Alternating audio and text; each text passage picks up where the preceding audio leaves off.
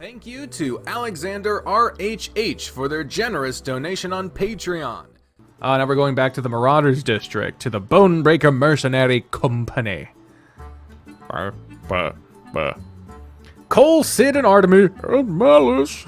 Don't forget about Malice. Said their goodbyes to Ilya as the afternoon sun hovered over the heated summer sky. They made their way back to the Bonebreaker Guild to find the place surprisingly calmer than before. At least from the outside, there was a significant lack of drunken shouting and jeering.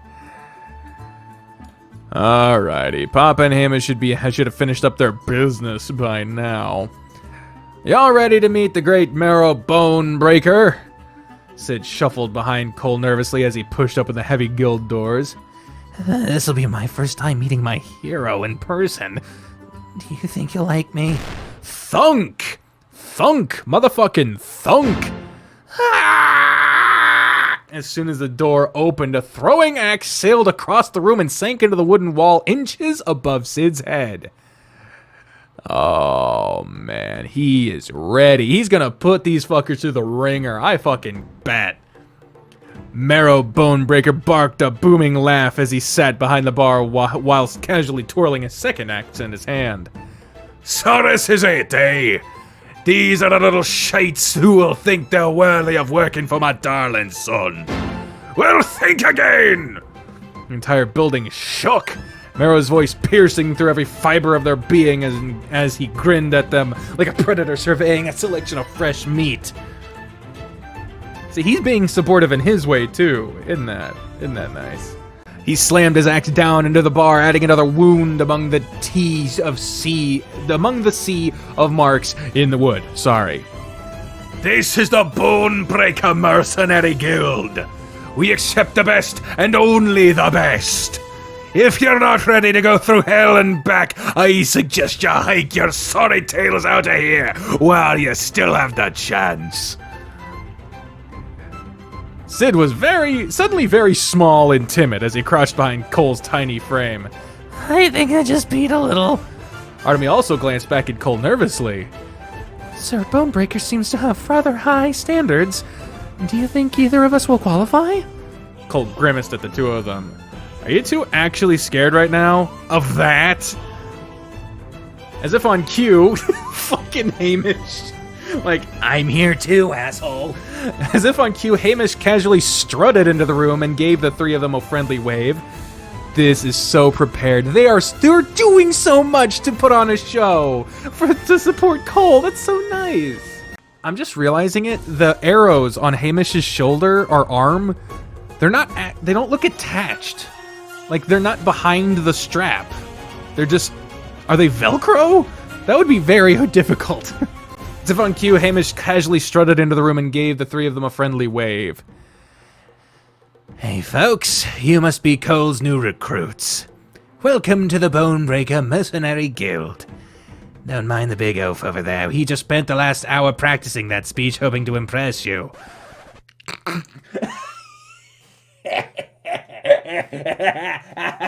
The fucking record scratch. Marrow's entire rowdy bravado collapsed with a look of utter heartbreak and betrayal. Hammy! You ruined the magic! I was trying to look cool in front of Cole's new friends and you ruined it! Hamish shot the bigger hyena a venomous scowl. You know what else is ruined? Our new door frame. We just got it replaced. You couldn't just stick with a speech, could you? No, you just had to chuck an axe at them too. I get one chance to make a first impression and I got to make it big. Artemis and Sid exchanged surprised looks as the two older hyenas continued squabbling like a married couple. The throwing axe embedded in the front door comically fell to reveal a dozen other gashes from what were clearly practice throws. Oh, that's fucking awesome. So this is the greatest warrior in the history of Axia. He has certainly been domesticated somewhat compared to all those tall tales. Hamish suddenly cleared his throat loudly and turned towards the party. Hey, Emmett, don't you go ignoring me again! Here we go. Anyway, Artemy, Sid, feel free to make yourselves at home. I understand we'll be mainly training Sid today, since he lacks any real combat experience, and Artemy is already combat ready. Feel free to join the sparring matches if you so desire. We'll outfit Sid with a weapon that best suits your fighting style, and go over the basics with you step by step. Sounds good. Oh, fuck, I just realized those voices are way too fucking similar. Well, I'll have to revamp a little bit. Sounds good. As for Artemy, Cole has left a note explaining your mission with the church earlier. Rest assured that the Bonebreaker Guild and our network will aid you in your search for these gems. Don't you fucking mention that Cole has one? Oh, fuck. Thank you, Sir Hamish. I appreciate your professionalism. You mean his bossiness? Hamish's commanding veneer wavered slightly as he shot Cole a hurt look. Oh, the stepdad always gets the shit. He shook it off and gave Artemy and Sid a welcoming smile. I also wanted to thank you two for taking care of Cole for us. And of course, apologize for any trouble he might have caused you. Artemy tried her best not to smile. It is quite all right, sir.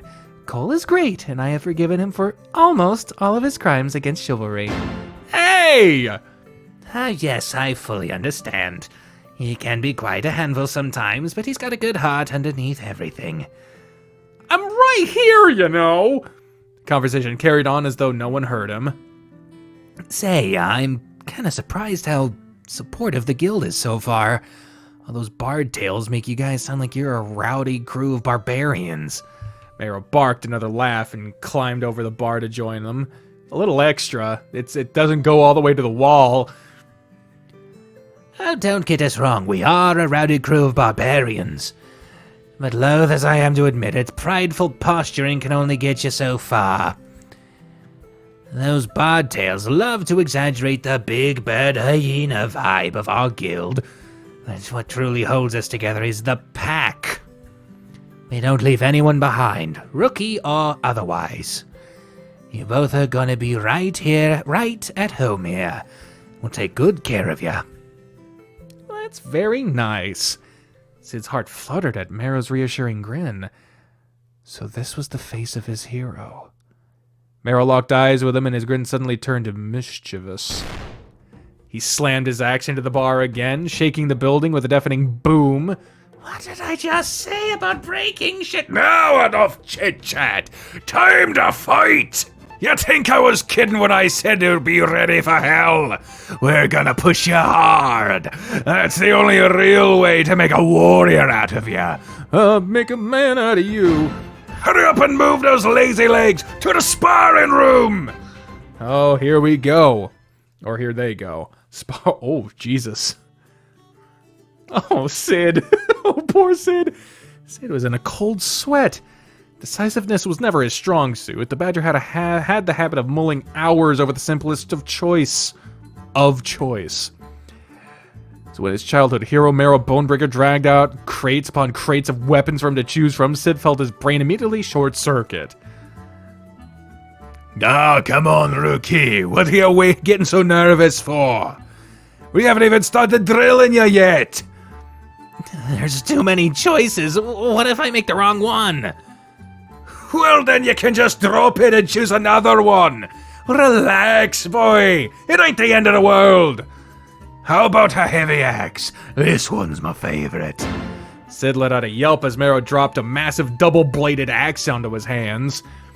The weapon almost slipped out of his grip as he scrambled to grab hold of it. Despite being called a heavy axe, it didn't feel particularly heavy. Sid swung it about experimentally. This one? I don't know. Would people think I'm trying to copycat you? Contrary to popular belief, I did not invent the axe, boy. Stop overthinking. There's not time for that on the battlefield. Give it a few swings. Does it feel right in your hands? It feels a little too light, if I'm being honest. Mero let out another barking laugh and gave Sid a backslap that would have killed a lesser man. A heavy axe is too late for ya. A man after my own heart. In that case, how about dual wielding? 2 axes are certainly heavier than 1. Sid yelped and scratched to catch scrambled to catch the 2 medium axes that Marrow threw at him. He swirled both weapons in his hands timidly before quickly setting them back down. I'm gonna be real honest, sir. I am not coordinated enough for these. I'd sooner chop off my own tail before hitting someone else. Good point. You do have that adorable bumbling look about you. Let's see, something heavy. Marrow tapped his chin as he pondered thoughtfully. Sid let out an amused chuckle as he watched the older hyena scratch his chin. Cole had the same habit whenever he was thinking hard about something. Despite the significant differences, these two were certainly father and son. Marrow let out a triumphant laugh and clapped his hands together excitedly. Aha! I know just the thing for you. It's a real special one here. It's made by the same blacksmith who forged my signature Damascus steel great axe. I never got around to using it, though, since it's a little too fancy for my tastes. Don't you worry. It ain't no hand-me-down or something like that. It's the heaviest weapon in the Bonebreaker Armory. Nobody else here could even pick it up. Sid gulped. Are you sure a rookie like me should have something so important? Of course! If you're working for my son, you gotta have to be the best we can give ya. You're gonna have the best. There you go. I'd accept nothing less. Marrow ruffled through several crates in the supply closets before returning with a grin. A halberd. The one from the fucking screen! Jesus Christ, the main menu fucking screen. In his hands was a massive silver halberd with a soft blue cloth tied to its hilt.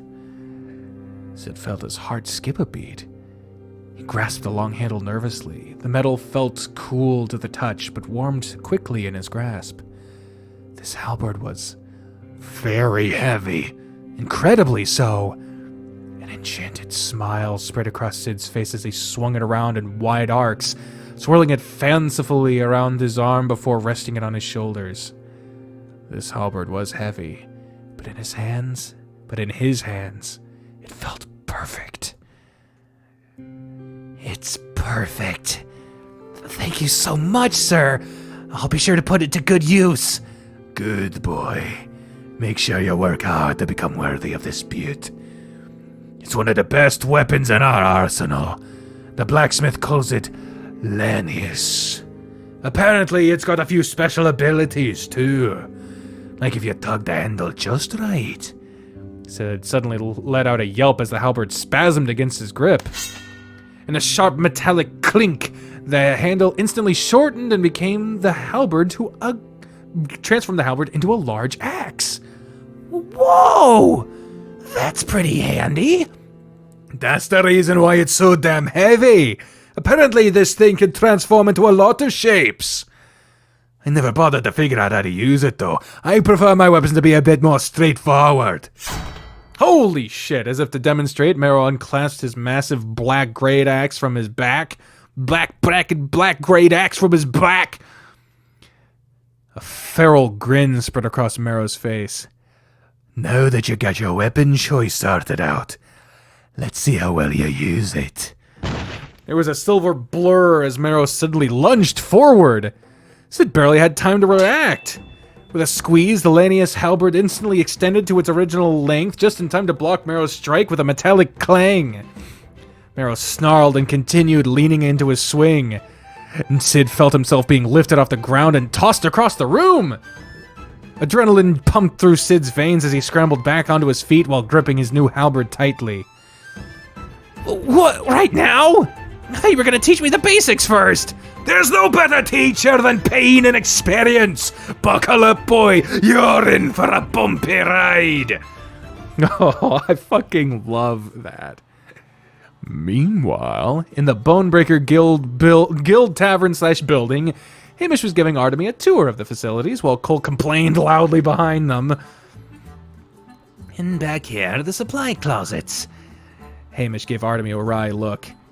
Don't come back here. Ever. The boys get rowdy, and this place becomes wildly inappropriate for church night. Artemy frowned. I assure you, Sir Hamish, I am quite prepared to deal with unruly co-workers. Yeah, Hamish, let her go where she wants. It'll be a learning experience. Hamish rubbed his temples and let out a tired sigh. Moving on. The sparring room in here is here in the Eastern Hall. That's where Merrow and Sid are training right now. Oh, here comes a CG. God, fucking Cole is being such a brat. Look at him. He's being like, Fuck you, Hamish. Here you'll find our armory and battle equipment. While I know you're already battle trained in the art of combat, it doesn't hurt to get a little practice in...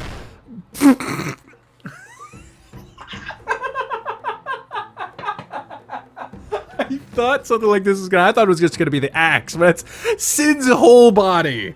Fucking.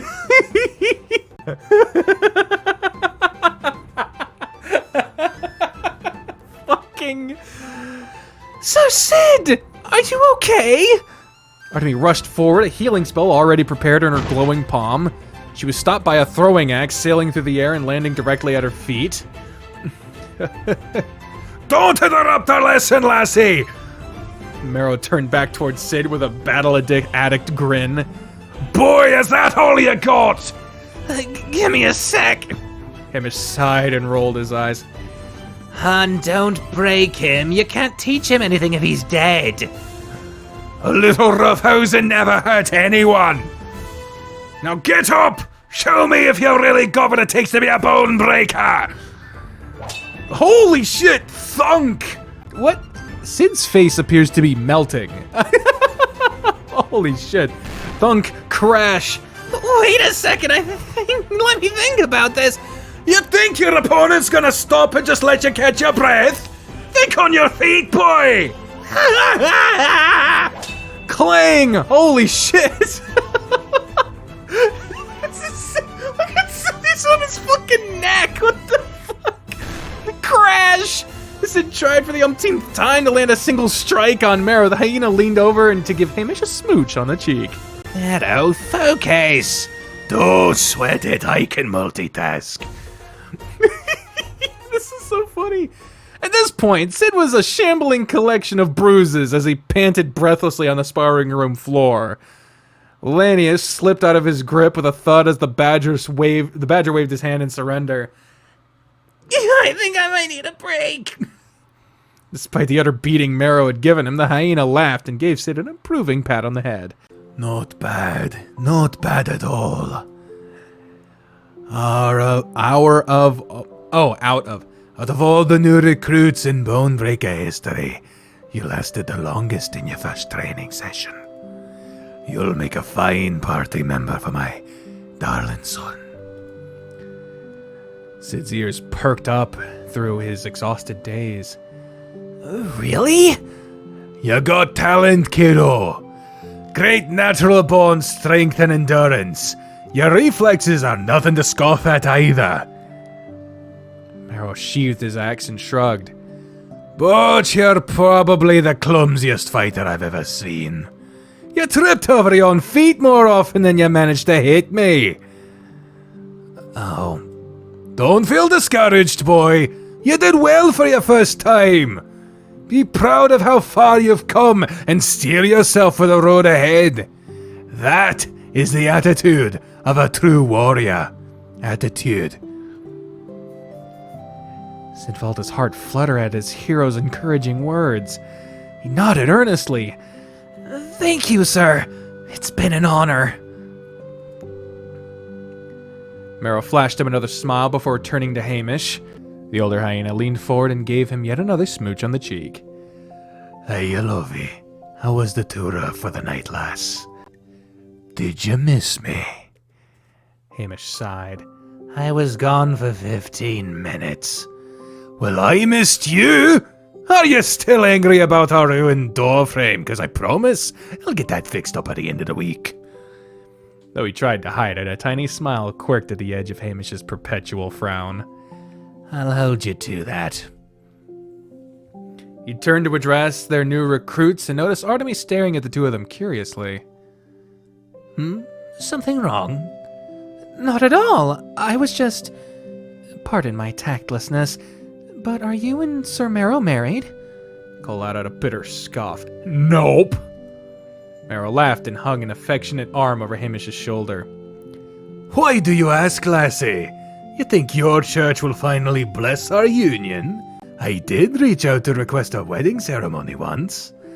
They just slammed the door in my face. Artemis stiffened uncomfortably. Hamish gave her a sympathetic smile. Don't worry about it, there are no hard feelings. Merrow and I don't need a formal ceremony for our relationship. Behind them, Cole crossed his arms and shot Hamish an unimpressed glare. Hamish paused and glanced at Artemis thoughtfully. I understand that your church's teachings, I hope we are not making you uncomfortable. Not at all. You needn't apologize. Artemis smiled wistfully. I have been learning a lot about families today. I'm starting to realize that I know nothing about how things are supposed to be. Thus, I am in no position to judge. She nodded at Hamish and Merrow with a polite smile. You two are very sweet. It's rather refreshing to see. Oh, that's good to hear. I was worried because of how miserable you looked all the whole time.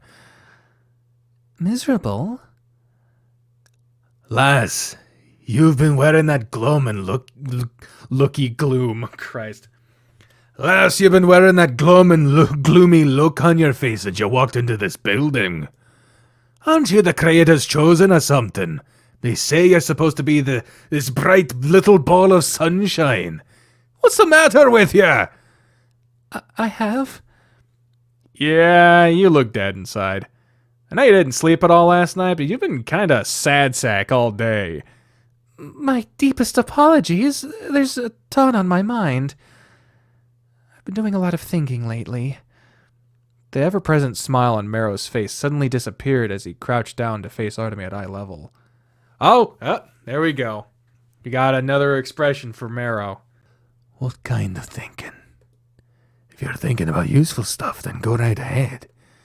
But if you're just thinking about how miserable you are, then drop it and find something better to do. Ain't nobody ever thought themselves into happiness before. Hamish nudged the older hyena irritably. Hamish, be nice. What? I'm just telling her how it is. Feeling bad about feeling bad never helped nobody. How does one simply stop thinking about how horrifically unworthy they are? Oh. Artemis sighed, her gaze fixed on the floor. I've been failing my duties nonstop lately. And I've just gotten into a fight with Her Excellency of the Church. Should this mission fail, I will lose my title as the Creator's Chosen. What will people think of me then? I'm already unimpressive as a knight, let alone the Chosen One. And I've been failing the simplest tasks I've been given. Artemis' voice trembled as all her plaguing thoughts spilled outward in an incoherent ramble. I've just been terrible. Getting arrested on my first day of work, dragging the Knight Commander into the consequences of my mistakes, and even my new friends. Our first mission as an adventuring party is to fix my failures. Artemis' shoulders slumped. I'll never gain Her Excellency's approval at this rate. Maybe all those things she's been saying are true. Her breath was shaky as she let out a hoarse sigh. They say that speaking of one's thoughts aloud would help ease the pain, but Artemis just felt worse now. She wiped away the wet tears at the edge of her eyes and blinked. Abruptly, she realized Merrow was crouching in front of her at eye level, staring inches away from her face. His face was an unreadable frown. His glass eye glinted lifelessly in his socket as the other eye seemed to pierce straight into her core. Sir Merrow, what are you... Holy fuck! Merrow suddenly lashed out with axe in hand. The blunt handle dug into Artemis' abdomen and knocked the air from her lungs as she was thrown across the room. What the fuck? The knight tumbled into the middle of the sparring area and struggled to stand. She hunched over, coughing hoarsely. Mero Bonebreaker stepped into the sparring ring with a snarl. What is the meaning of this? Stop talking. Draw your sword. Artemis scarcely raised her blade in time to deflect another swing of Mero's axe. I see what he's doing. He's trying to give her something to prove herself. She leapt back into her feet and hastily summoned her shield with a flash of arcane light. Which we know she can do because of the fucking notes between chapters. Mero watched her stumble into a battle stance with a grim smirk. Look at my eye, lass. How do you suppose I lost it? A hard-won battle, perhaps?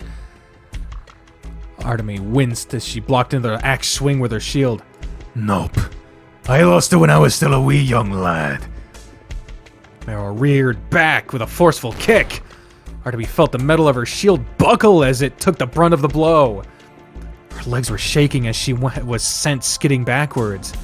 My papa was a real arse of a man, always telling me I wouldn't make anything of myself.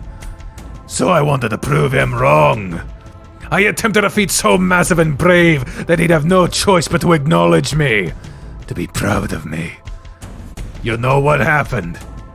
You succeeded, right? You're the great Mero Bonebreaker. Mero shook his head with a grin. I failed. Lost my eye for my efforts.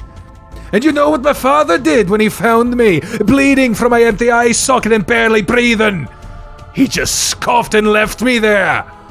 To some people, you're just never gonna be enough. Another swing, another block. Artemis skidded back further. She felt the wall of the sparring room press up against her back. Gulping anxiously, she stared into Mero's feral grin. You wanna talk about failure, lass? I, Mero Bonebreaker, have been failing non-stop my whole life. Every step, every attempt, I've been a disappointment to someone. But you know what the difference is between you and me? I would never let anyone talk to me the way you're talking to yourself right now. Artemis felt her chest lurch. She ducked under another swing of Mero's axe, the blade leaving a massive gash in the wall. She swung her sword low towards the hyena's knee, but Mero sidestepped it with ease. Ha! You still got some fight in you after all. That's it, lass. Face me! All that bullshit you keep thinking about, pointless! Stand up and fight! Artemis gritted her teeth and tried to bash Mero aside with her shield. The large hyena took her blow head on with a laugh and shoved her back. You hear that little voice in the back of your head? The one that's constantly whispering that you're a failure, that you've accomplished nothing throughout your sad, pathetic life. Kick it in the dick and move on! You ain't got time to fight yourself when you're facing the entire world! Mero barked a laugh and twirled his axe in his hand. And you sure as hell ain't got time when you're facing me. Period dots. I see. Artemis felt the weight on her shoulder lift as she took a deep breath and stepped forward. In the rush of battle, that dreadful voice was drowned out by sheer adrenaline. A small competitive smile spread across her face as she picked herself off the floor. I, Artemis Joanna Gautier, accept your challenge! The feral battle addict grin on Mero's face grew even wider. Let's see what you've got, lass!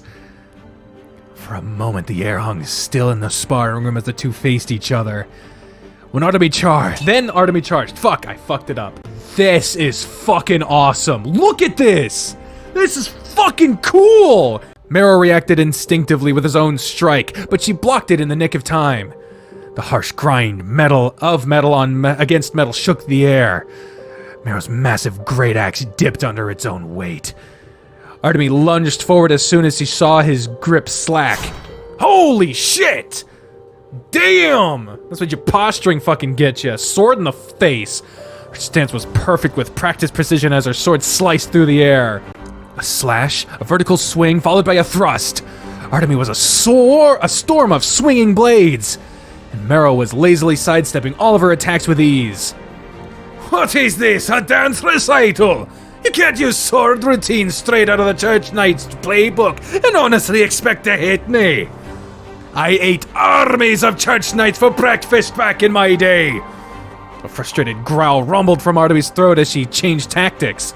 She lunged forward towards Marrow's left side.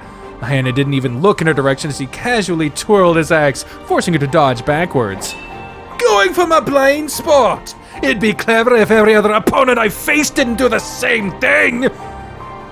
Artemis felt her frustration boil over. Something within her snapped. Oh, here we go. Oh, fuck. This is actually bad because Marrow is pissed about magic. They are suddenly crackled with a burst of lightning as Artemis' eyes glowed. Arcane electricity branched across the knight's sword and armor like furious spikes. Marrow raised an eyebrow with interest. You're not just a paladin, are you? A Tempest Domain cleric. That explains all the lightning. What a load of magic-y bullshit. Artemis swung her sword. A wave of celestial lightning surged forward, burning through the air of the sparring room with the sharp scent of ozone. Marrow let out a laugh and swung his axe. Holy shit! The moment his blade made contact with the arcane lightning, all the magic within the room instantly vanished. Artemis felt her lungs lurch, as though someone had knocked the wind out of her. Surprise! Marrow's axe collided with her sword and sent it clattering across the room. Fully disarmed, Artemis stumbled backwards in defeat. The hyena stepped back and stroked his axe fondly. Damascus steel, the finest in the land. There's a reason this is my favorite axe. It cancels out magic with the slightest touch. He laughed triumphantly. The look on your face was precious. It's a shame you rely on your dinky little spells instead of fighting like a true warrior. Holy Christ! Marrow was taken completely by surprise when Artemis' fist connected with his face. His jaw groaned from the brute force of the punch. In that moment, Artemis' face was utterly feral with battle-drunken frenzy. A jubilant and cathartic rage filled her veins as she hit Marrow with everything she had. The hyena stumbled backwards and tried to swing his axe in retaliation. Before he could blink, Artemis leapt forward and sank her teeth into Marrow's forearm, forcing him to drop his weapon. He snarled, twisting back. He landed a leg square on the center of Artemis' abdomen. The knight was sent flying across the room and collided with the wall in a nasty thud. At this point, Hamish jumped into the center of the sparring ring. All right, that's enough. Cole and Sid rushed Artemis' side with bewildered shock. Artie, what the hell was that? Are you okay? Artie blinked as she picked herself off the floor, a trickle of Marrow's blood still dripping down her chin. She rubbed her eyes and blinked again as though she just realized what happened. Oh my goodness, I'm so sorry. I don't know what came over me. That was completely improper sparring etiquette. Her apology was interrupted by Marrow, who had doubled over laughing breathlessly on the sparring room floor. Holy shit!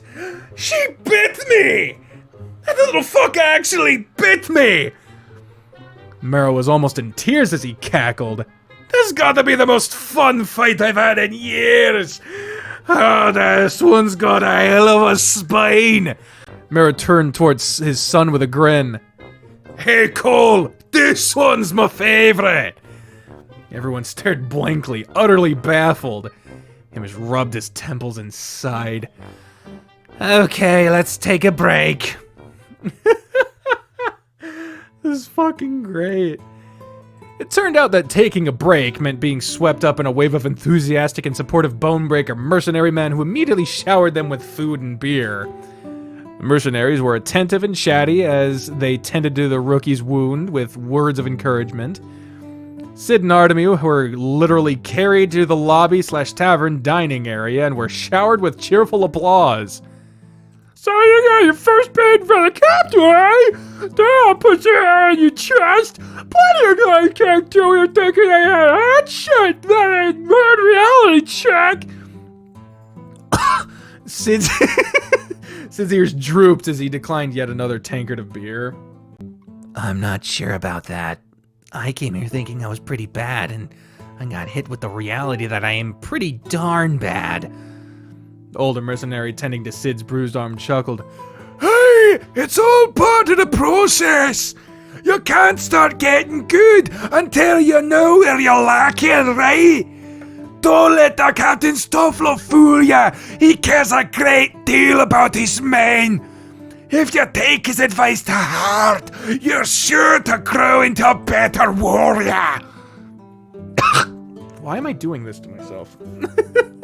Sid let out a doubtful mumble. Sitting beside him, Artemy frowned thoughtfully as she sipped from the only teacup in the entire Bonebreaker Guild tavern/building. I was surprised. Despite his barbaric nature and dubious teaching methods, Sir Marrow is a rather wise man. I do feel better after our unorthodox battle. Letting loose and releasing all my pent-up feelings, it was truly cathartic. No way that's the shrimp. There's no way that's the shrimp! I certainly would have received a beating if I tried such a thing back at the Grand Cathedral. However, Artemy grimaced. I hope Sir Marrow is not upset that I lost control during our fight.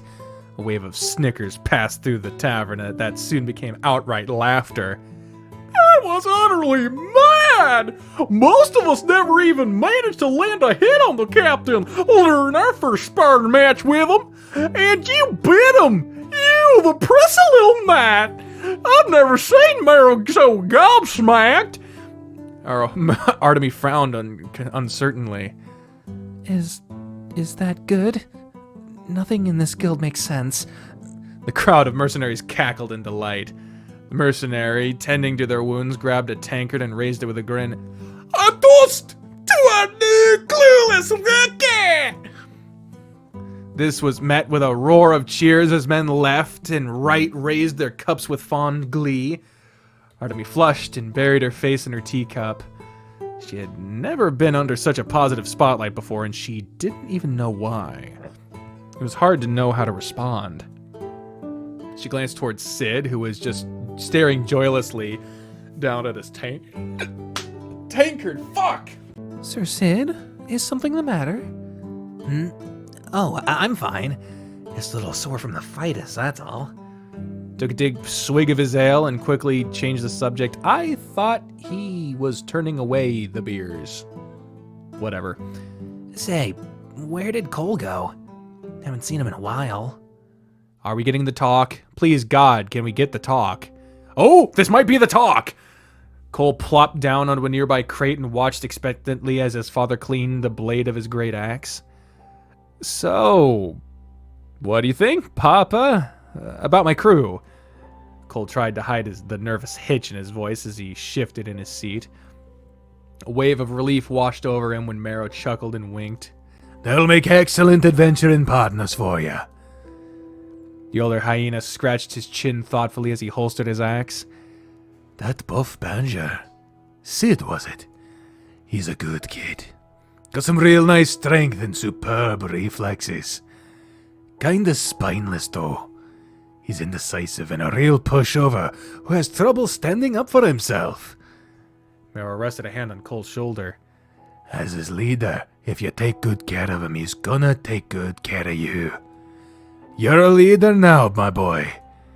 Make sure to give your new underlings the guidance they need. Cole nodded slowly. Yeah, of course I will. Marrow's grin softened fondly as he began bandaging the teeth marks on his forearm. As for that night lass, she's got guts, I'll give her that. Even without that bullshit magic of hers, she's still a force of nature. Good choice, my boy. However, Marrow paused. when you get to be my age, you start to get a sense of people when you cross swords with them. That lass, she's got a lot of bottled up rage. Marrow sighed and shook his head. Reminds me an awful lot of myself in my younger days. Be careful with that one. Cole winced as he remembered the pure wrath that poured from Artemy when she had confronted him in Clyde's office yesterday. How did you deal with it when you were younger? A teasing grin spread across Marrow's face. That's when I met my beautiful Hamish. He truly turned me into a better man. Cole scoffed and stuck out his tongue. I don't know, Papa. Out of all the men in the world, you chose that. No man in the world is comparable to Miami. Miami? No. Marrow's tone suddenly dipped into a low rumble. I know you two have never seen eye to eye, but never question my love for him. I wouldn't be a fraction of the man I am today, if not for Hamish. If you say so. Oh, speak of the devil. The door creaked open as Hamish poked his head inside. Han, I need to have a word with Cole. Both Marrow and Cole's eyebrows rose in surprise. I need to have a word with you is usually Hamish speak for you're in big fucking trouble. Marrow mouthed a teasing good luck to Cole before slipping out of the room. Cole let out an irritated sigh as Hamish approached. Alrighty, what do you want? Hamish blatantly ignored Cole's quarrelsome tone and sat down across from him with a stern expression. There was an intensity in his gaze that left Cole feeling uncomfortable. So, you're a leader now. It wasn't a question. Cole crossed his arms and turned up his nose. Yeah, I am. What's it to you? Hamish's stern stare pierced right through him. This isn't just about you anymore. You have to do better. What are you talking about? Hamish let out a deep sigh and closed his eyes. Your father was a great and faithful leader that throughout his time as the Bonebreaker Guild's captain, everyone in this guild would happily lay down their lives for him. Do you know why? It's because he's done the same for us countless times. Marrow truly loves everyone here. He knows their passions, their concerns, their insecurities, and works hard to build everyone up with undying support. He cares. As a leader and a friend, you need to build a similar relationship with your own teammates, and treat them better. Cole shifted nervously in his seat. Well, of course. I've been treating them well. You don't have to worry about that. No. The ruby. Uh-oh. Cole felt his stomach drop. How do you know about that? Oh, wait, are you gonna rat me out? Hamish shook his head calmly. No. You are a leader now. Admitting your wrongdoings will be your own responsibility. It's not my fault that those two are gullible little suckers. Plus, they beat me to a pulp if they knew about the things I did yesterday. Why do I have to? A snarl rose from Hamish's throat. Relationships are vulnerable. Trust is a risk. If you're not willing to be either, then be alone. You cannot screw them over and then abandon them like you did to Clyde years ago. You're better than this. A red-hot flash of anger bubbled up in Cole's chest. He glared at Hamish, blood boiling and vision blurry from indignant rage. Who do you think you are, my dad? You don't know a fucking thing about me. What makes you think you can go parenting me like some sort of glorified nanny? I've got no idea why Papa even puts up with you. Hamish's expression tightened and he sighed, completely unsurprised. Of course I know you, Cole. I raised you since you were a tiny crying bundle in diapers. I know you have a hard time being honest with yourself, and you push back when you feel vulnerable. Hamish paused. But I also know you can push past this and grow into a much better man. I care about you, Cole. Cole had barely processed Hamish's words before snapping back. Well, I don't give a damn about you! I know. Deathly silence filled the room. Cole managed to compose his racing heart in the lull, his animosity subsiding enough to eventually comprehend Hamish's words. As soon as his anger quelled, a twinge of guilt filled Cole's chest. He quickly swallowed it back down. Hamish let out another quiet sigh before standing and dusting off his breeches. That's all I had to say for today. Let's move on, shall we? Gather up your new teammates. I need to debrief them on their mission to find the prince's 4 missing rubies. Cole watched the older hyena walk quietly out of the sparring room, his shoulders low with fatigue. A stubborn part of him wanted to dismiss everything that Hamish said, but that sharp twinge of guilt in his chest becoming hard to ignore. Oof. That's rough, man. That's fucking rough. A brief time later, Hamish managed to drag Artemy and Sid away from the overly friendly crowd of drunk mercenaries with some difficulty. Cole blinked as they approached. Artemy was absolutely beaming, as though she had shared several entertaining conversations with a pleasant crowd. Sid, on the other hand, was sulking, with his head hung low. What happened to you two? Oh, Cole, you should have joined us. Your fellow mercenary men were wonderful company. Such cheer and camaraderie. I've never experienced anything like it. Sid shuffled across the room and slumped down next to Cole. He grumbled quietly. Yeah, they really liked how tough the Chosen One is. Mero's real impressed with her. Cole squinted between Artemy's oblivious grin and Sid's envious brooding. The air was thick with awkward one-sided tension. And Hamish told him to lead these two? What a mess he's found himself in.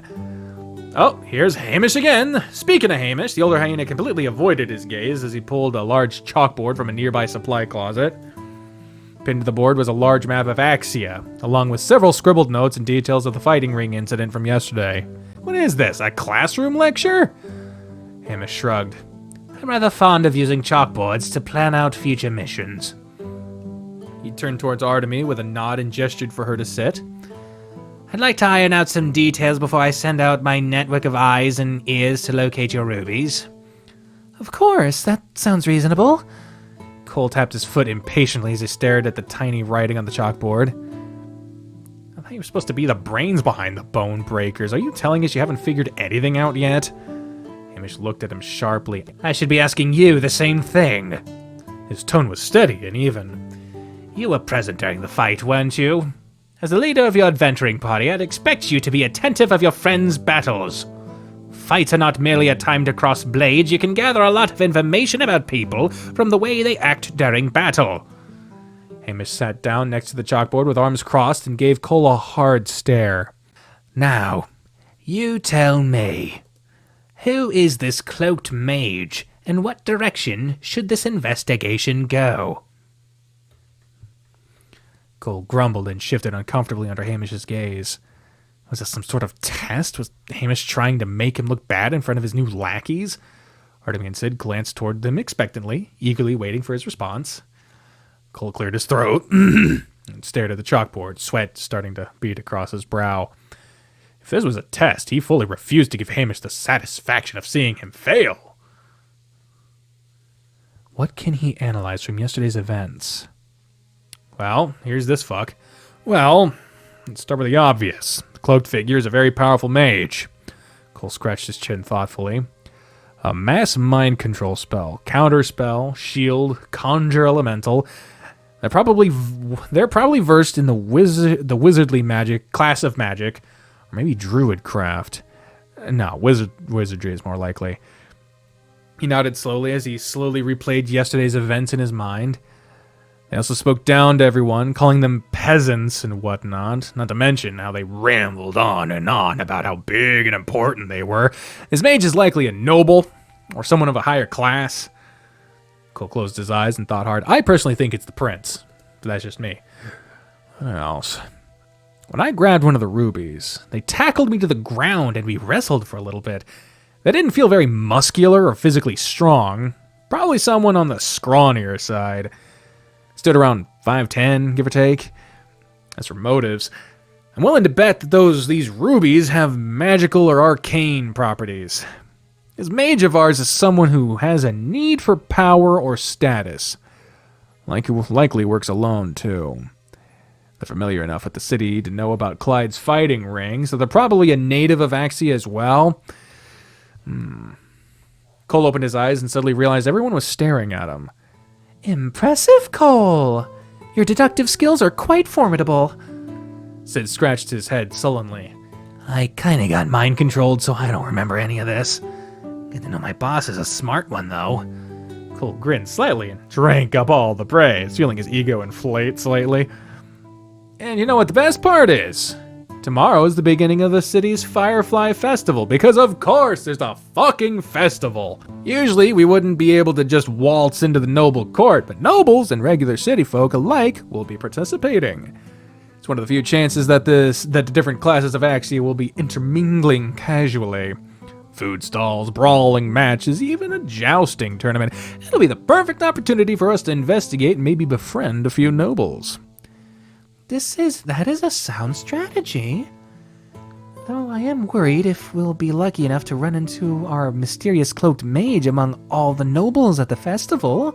We don't need to be lucky. It's a small world among the Axian nobles. They're filled with gossip and news about one another. Even if we don't meet this mage directly, we can probably dig info about them, our people who have been acting suspicious lately. Cole crossed his arms and faced Hamish with a smug grin.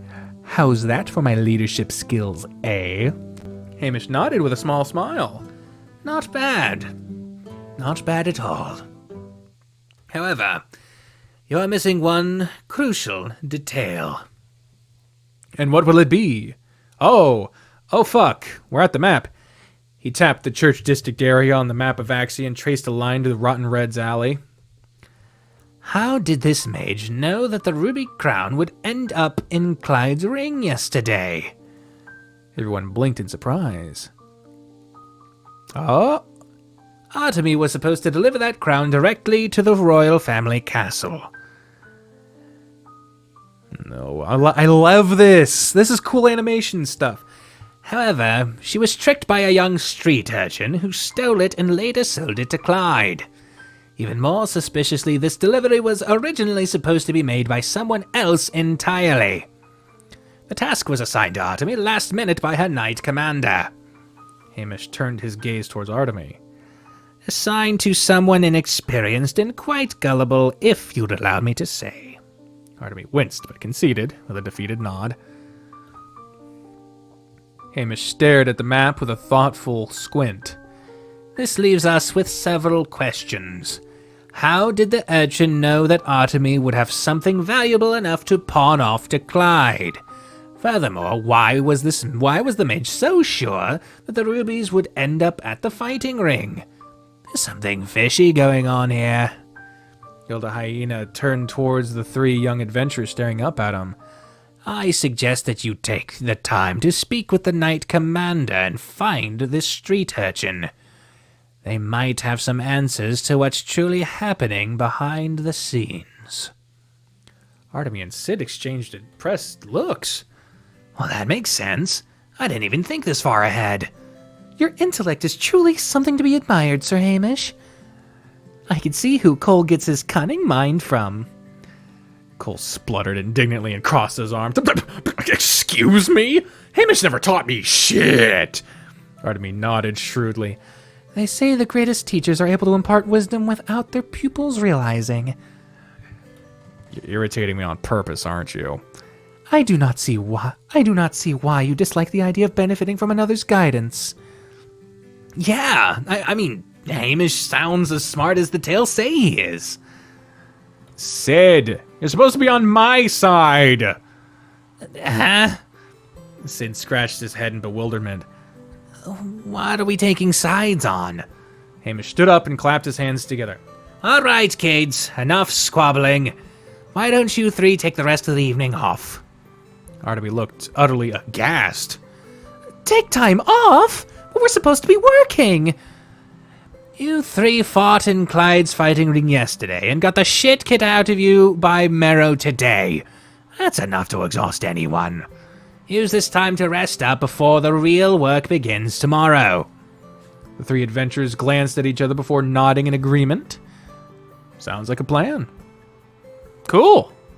To be continued. Cool, man. Why is my left arm feeling so weak all of a sudden?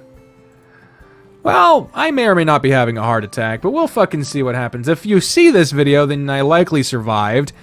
But, if you don't, then I'm sorry. Anyway.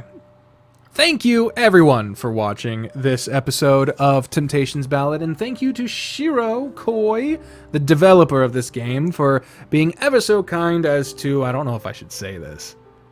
Nah, yeah, I can fucking say it.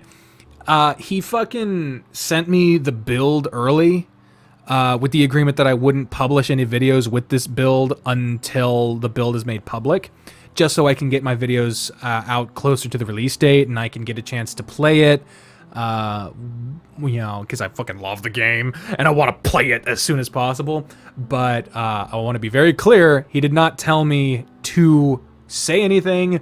He has never given me any coaching on, like, what I should say as a, part of a commentary or review. I would never do that.